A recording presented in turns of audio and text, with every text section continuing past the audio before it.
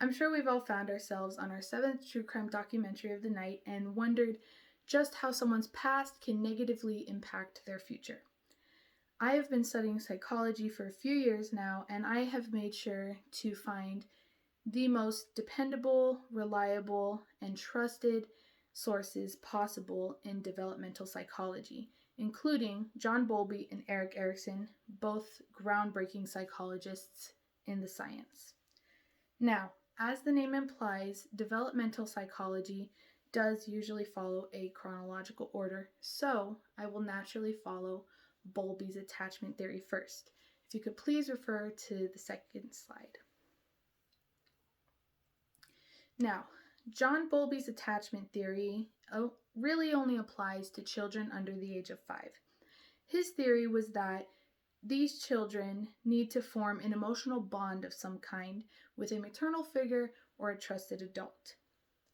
As clarified by McLeod 2018, if a bond is formed and maintained throughout this period, then a child may experience ease in communicating with others, their social skills, and forming healthy and emotional bonds.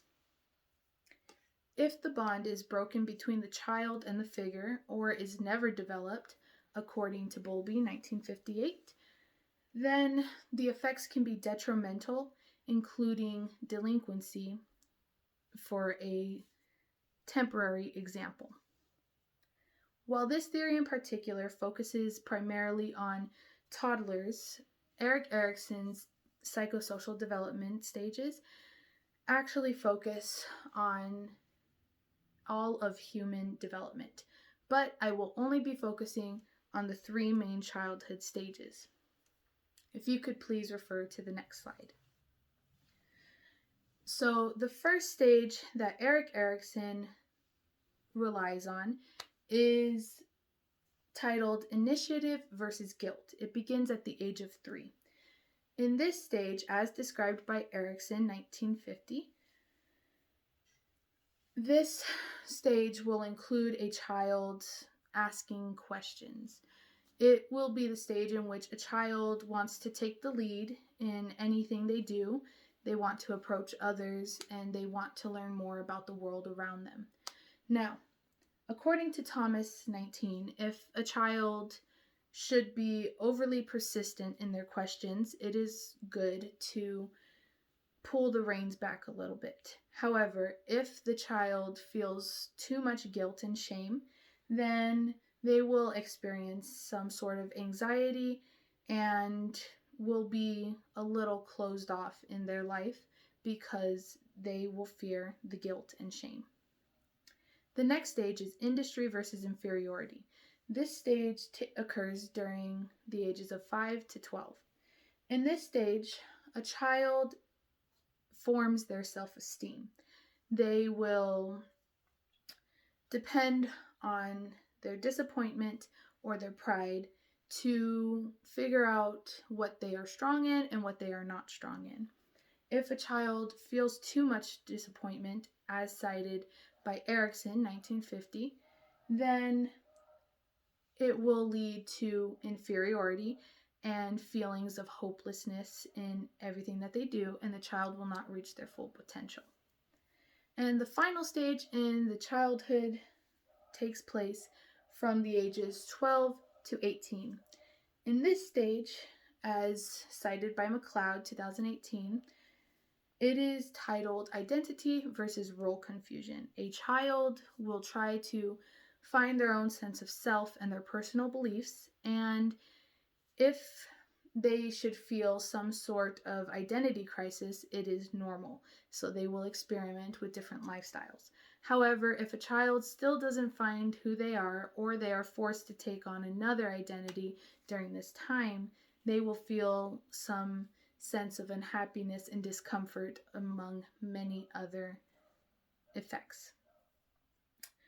Although the disruption of any of these stages can result in minor or temporary feelings, such as previously said discomfort, traumatic experiences are the ones that can impact someone for the rest of their lives. If you could refer to the next slide, please. For example, if an attachment is broken before the age of 5, as cited by Bowlby, 1958, delinquency may occur along with anger issues and depression and psychopathy.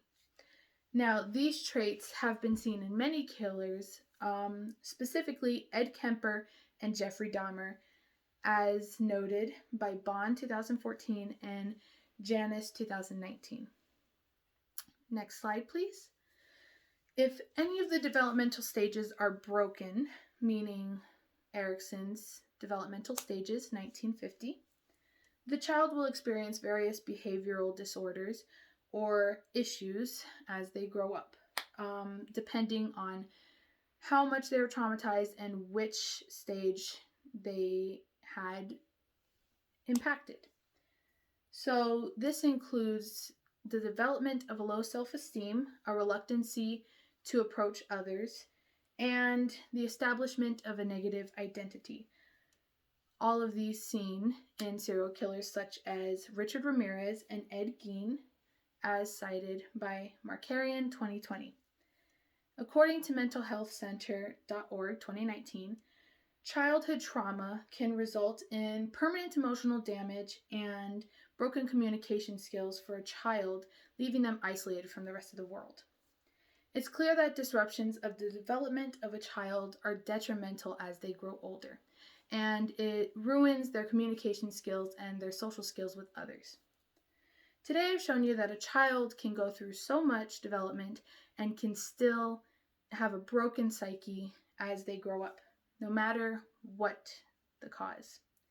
The next time you watch a true crime documentary, you can now understand the true impact of people's past on their future behaviors.